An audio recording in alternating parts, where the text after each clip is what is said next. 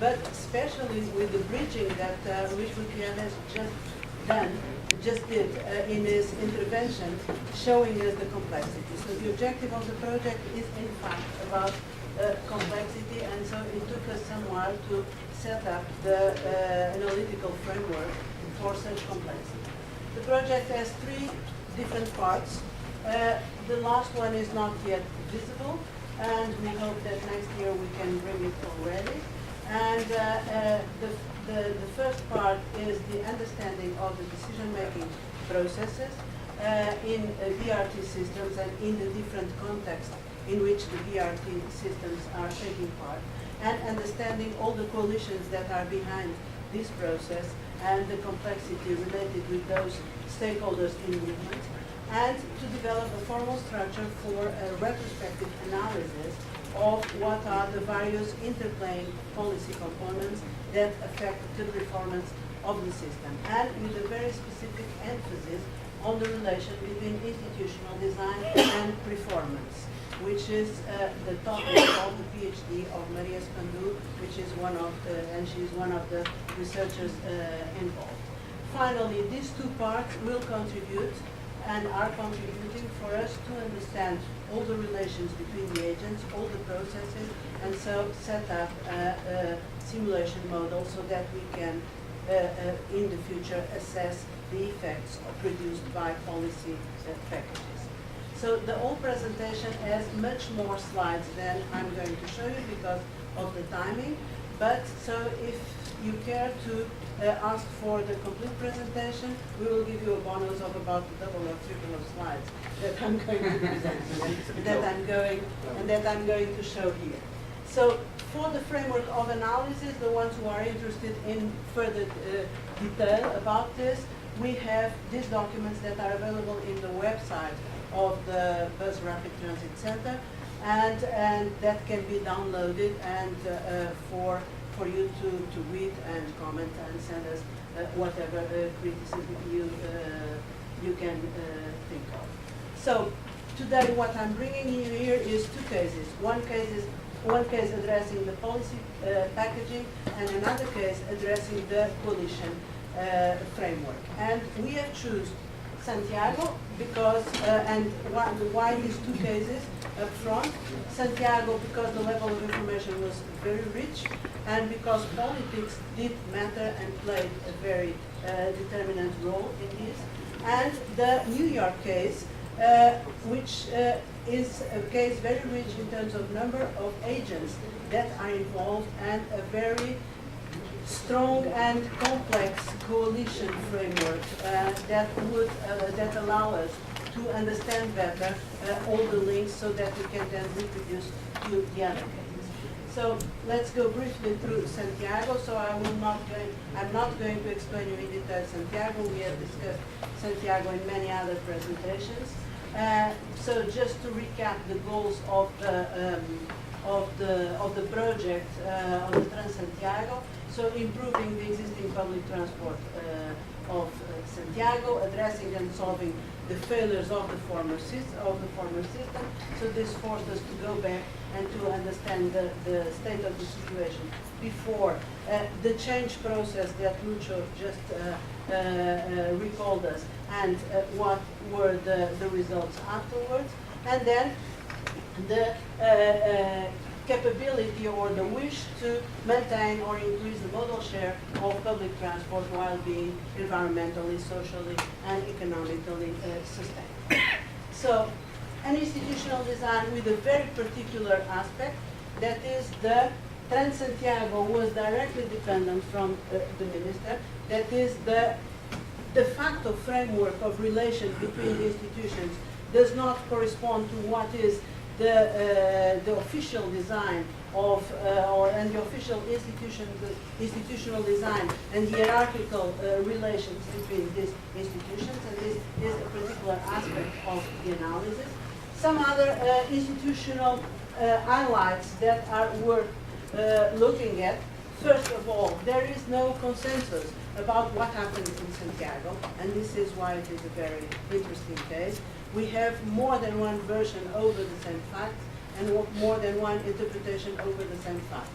And we have, of course, very good information because of our partners in the center, but we wanted to do the analysis looking at the other perspectives as well and confronting the two perspectives. So one of the aspects that is pointed out is that the plan emerged from a very high and close hierarchy with no independent members of technicians leading to low public participation. This is one of the contested statements. That is one interpretation that is not consensual. The different members of the committee had different agendas and sometimes opposing agendas according to their backgrounds, no clear definition of responsibilities of each of the members of the committee.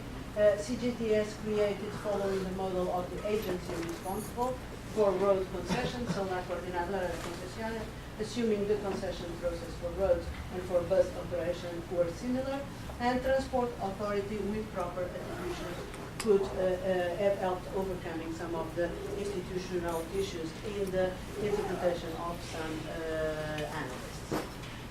What was our framework of policy package analysis? So 5 dimensions. We didn't conclude it yet all, but so the analysis goes through objectives and goals, primary measures and causal assumptions, intermeasure interactions, policy design process, technical and financial considerations, barriers, and unintended effects.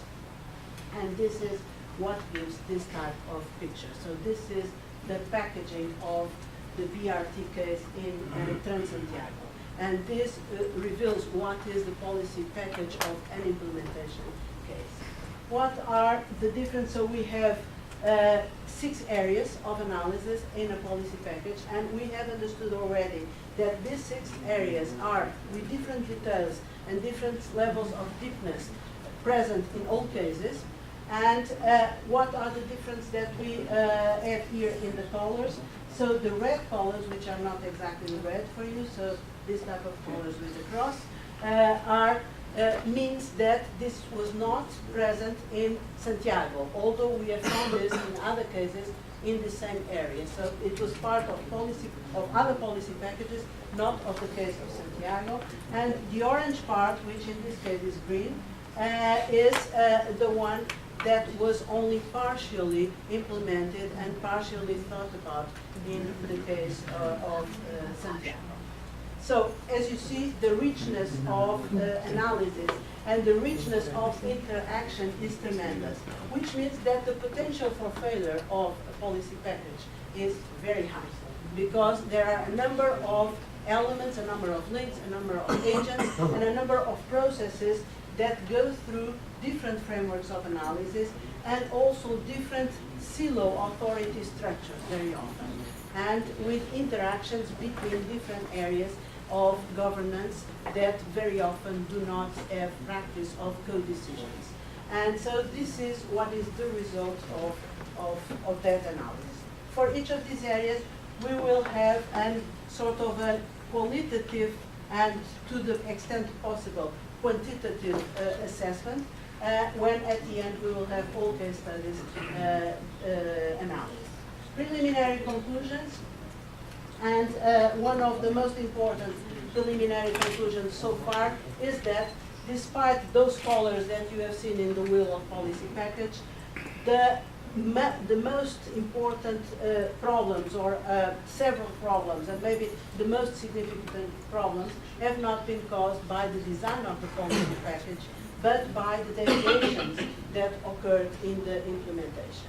And some of them are delays in several areas that caused postponements of parts of the projects, and so and jeopardize the synchronization of the implementation, the postponement of some technology and even infrastructure, as it is the case of segregation of busways and so on, the diversion of funding to metro and road projects, the reduction of the information systems, and the operational deficits are some of these cases.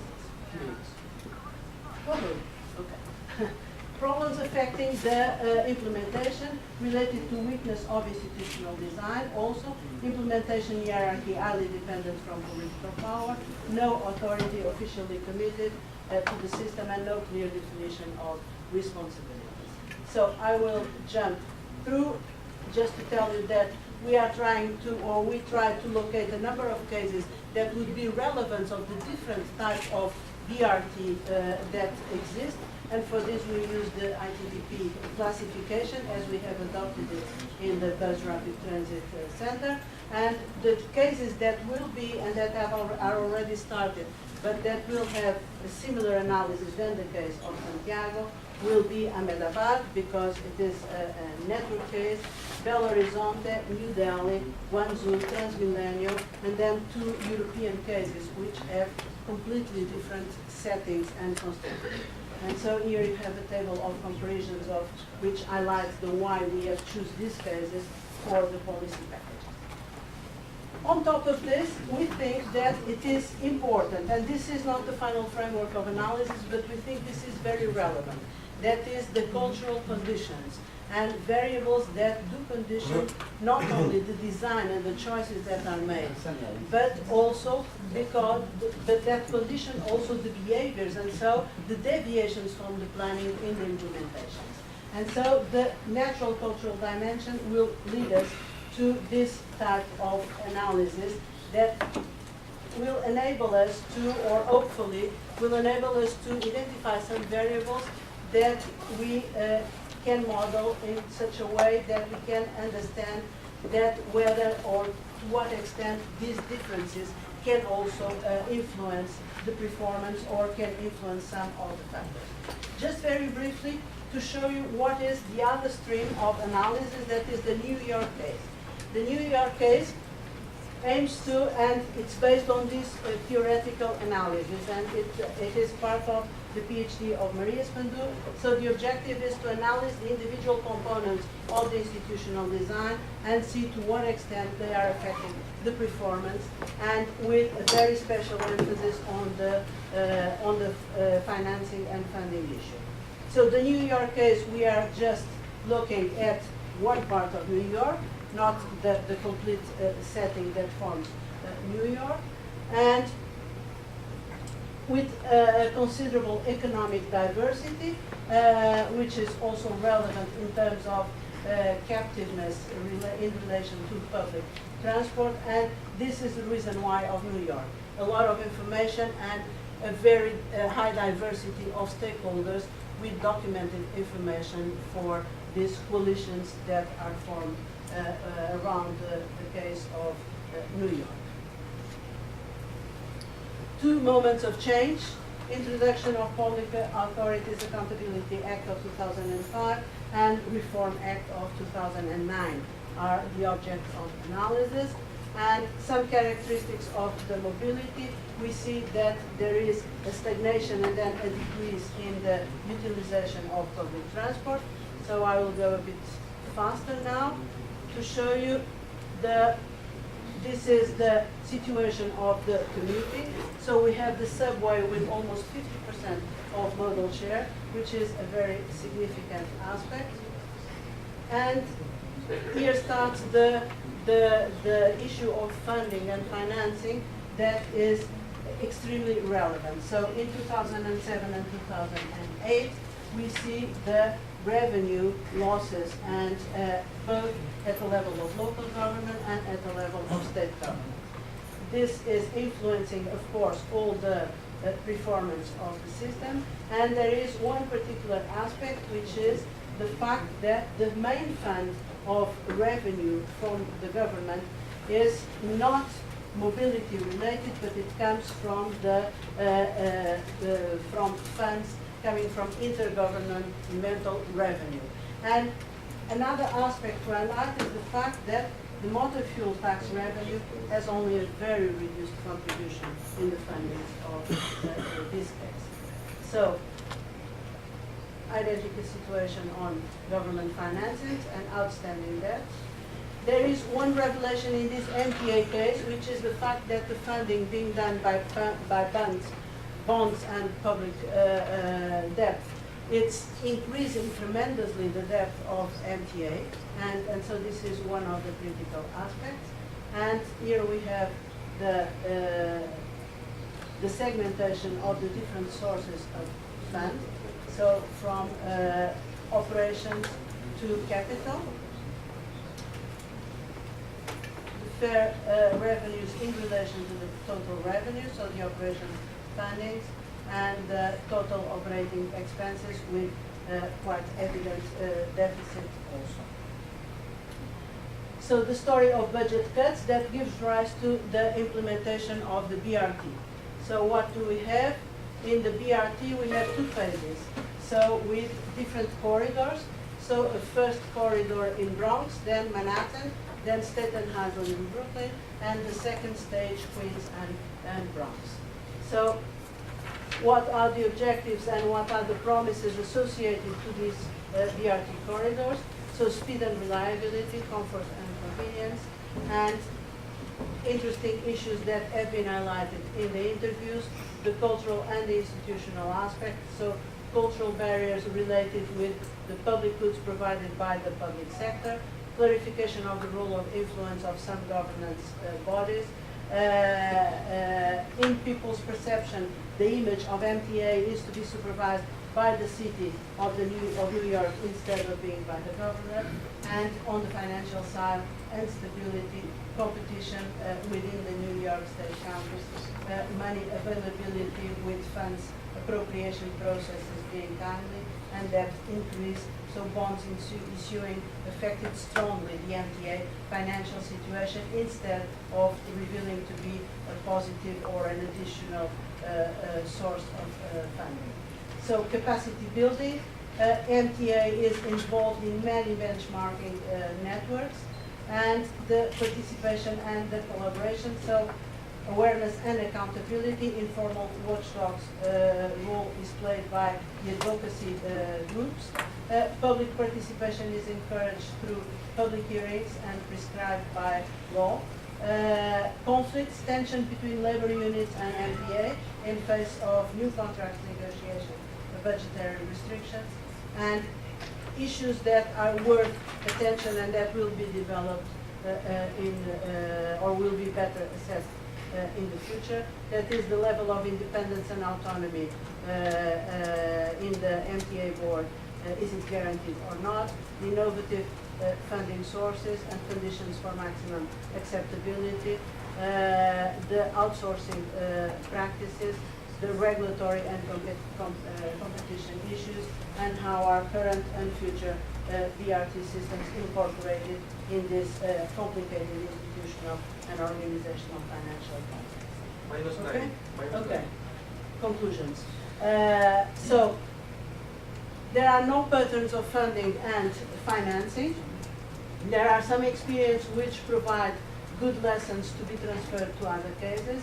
Leadership and reputation appear as very important elements, and personal and corporate reputation are most of the time incentive factors that influence the performance of the system.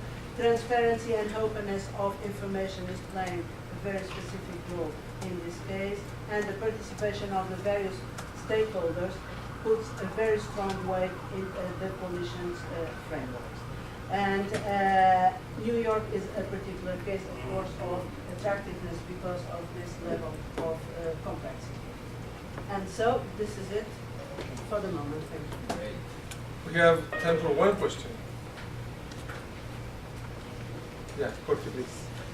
Just, I would like to suggest convenience to include in your analysis related to exploring the complexity of policy design, the case of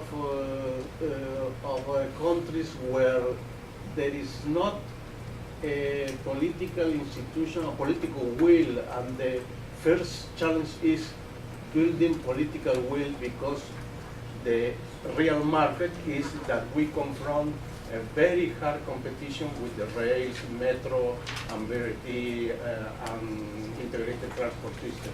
Maybe this modify or modulate in another way the preliminary conclusion. So basically, how to gain priority in the political agenda. Yeah. Thank you. Okay.